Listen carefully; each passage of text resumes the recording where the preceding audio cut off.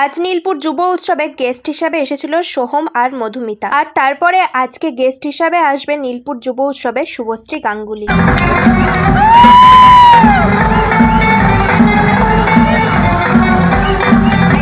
কি দারুণ দেখতে।